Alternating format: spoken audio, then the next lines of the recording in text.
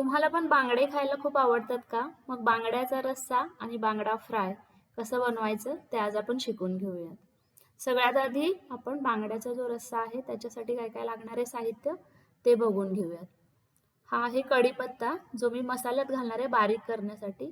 लसूण आहे, आलं आहे, धने घेतलेले आहेत, जिरे आहेत, खोबरं आहे आणि ही बेडगी मिरची आहे की जास्त तिखट नसते. तर ती मिरची घ्यायची आणि काळी मिरी घ्यायची आहे. आणि हे सगळं आपण भाजून घेणार आहोत आणि त्याची पेस्ट बनवणार आहोत. आणि ही आहे चिंच. हिला आपण भिजत घालूयात पाण्यात 10-15 मिनिटांसाठी.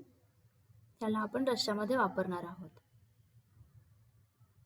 अशा प्रकारे पाण्यात भिजत ठेवायचे.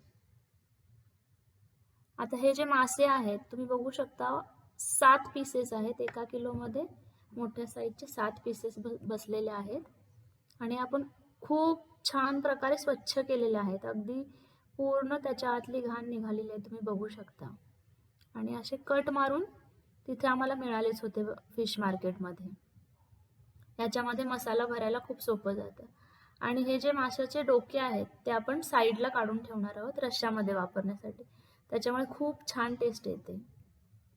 त्याला आपण असं साईडला काढून घेऊयात. आणि 1 चमचाभर मीठ, थोडंसं मिठाचं प्रमाण जास्त घालायचं म्हणजे छान चव येते. हळद आहे छोटा चमचा भरून. तर ही जी मीठ आणि हळद आहे त्याचा मसाज छानपैकी असा करून घ्यायचा माशांना आणि एक 15 ते 20 मिनिटं ठेवून द्यायचं.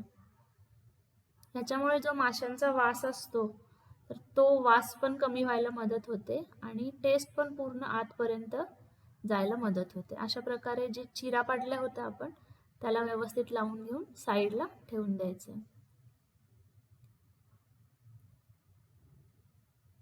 आता आपण जो मसाला आहे तो भाजून घेणार आहोत बारीक गॅसवरती. आणि मी मगाशी कांदा सांगायला विसरले होते तुम्हाला. मी 1 कांदा पण घातलेला आहे मसाल्यामध्ये. तर हा कांदा भाजून घ्यायचा.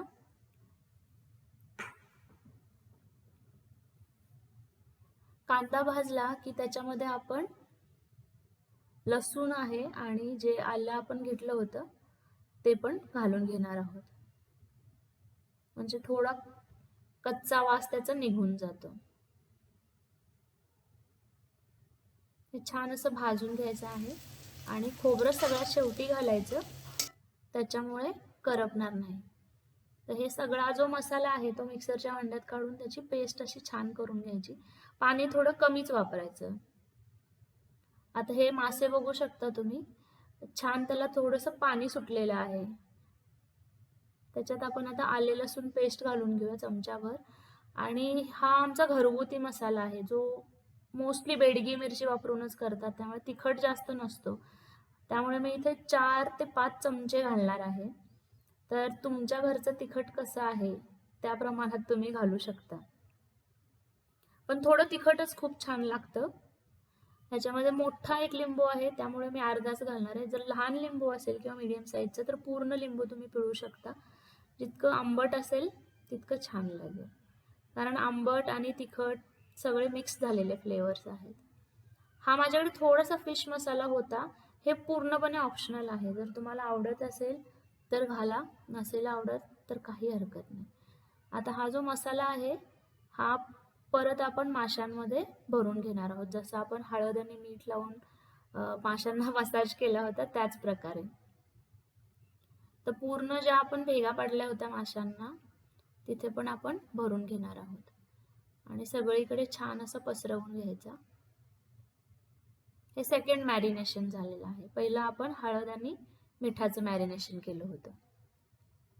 हे बघा अशा प्रकारे तुम्ही पूर्णपणे तो मसाला भरून घ्यायचा आहे. आणि ह्याच्यामध्ये पाणी वगैरे घालायची काहीच गरज नाही, कारण आपण ऑलरेडी माशांना मीठ लावलं होतं त्यामुळे थोडंसं पाणी सुटलंच असेल. आता आपण रस्सा बनवायचा आहे. ज्या कढईत मी मसाला भाजला होता त्यातच 2 ते 3 चमचे तेल घालायचं. आणि ह्याच्यामध्ये हळद आहे आणि तिखट, घरचं जे कुठलं तिखट असेल तुमचं ते घालून घ्यायचं आहे. थोडा गॅस बारीकच ठेवा म्हणजे करपणार नाहीत मसाले. ह्याच्यामध्ये मी 3 चमचे घातलेले आहेत. तुम्ही तुमच्या हिशोबाने घालू शकता. आणि थोडंसं तेलात परतून झालं की मग आपण जो मसाल्याचं वाटण केलं होतं मगाशी, तर ते वाटण घालून घ्यायचं आहे यामध्ये. हे बघा अजिबात घट्ट नाहीये.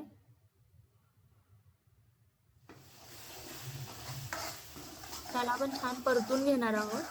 आणि तेल जसं सुटलेलं दिसतंय तुम्हाला कढईने, अशा प्रकारे झालं की मग मसाला जो चिकटलेला आहे मिक्सरमध्ये तो पण त्याच्यामध्ये ओतून घ्यायचा आहे थोडंसं पाणी घालून. आणि परत एक 2 ते 3 मिनिटं भाजून घ्यायचा आहे मसाला. आणि ह्याच्यामध्ये मेक शुअर की तुम्ही गरम पाणी घालाल उकळलेलं, म्हणजे कट येईल छान असा आणि चव रश्याची बदलणार नाही.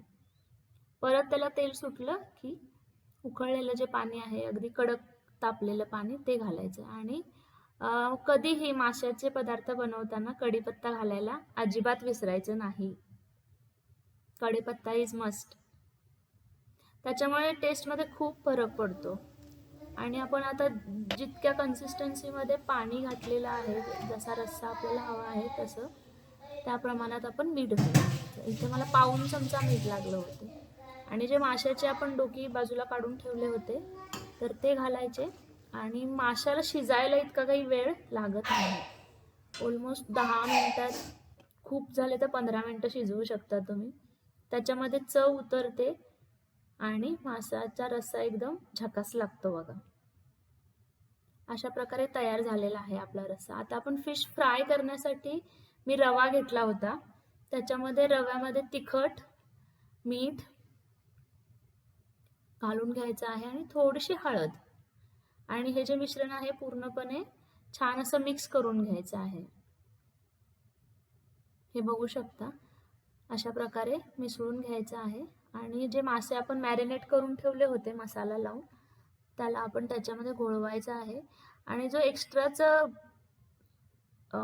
रवा लागतो ह्याला, तर तो रवा झाडून घ्यायचा आहे, नाहीतर मग पूर्ण तव्यावरती काळं होऊन जातं.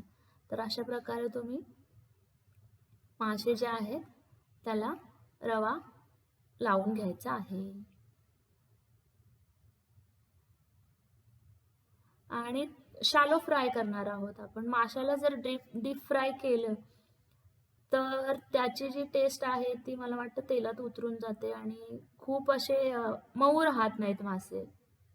त्यामुळे कधी पण मासा भाजताना किंवा फ्राय करायचा असेल तर 1-2 चमचे तेलामध्ये तुम्ही भाजून घेऊ शकता.